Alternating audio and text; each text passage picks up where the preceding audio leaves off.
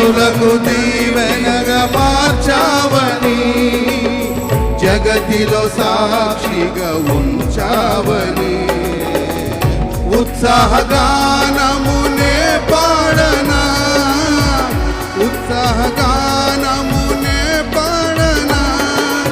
ఏదైనా నీ కొరకే చేసేందుకు ఇచ్చితివి బలమైన నీ శక్తిని, ఏదైనా నీ కొరకు చేసేందుకు ఇచ్చితివి బలమైన నీ శక్తిని, ఇది చాలు నా జీవితాంతము ఇలా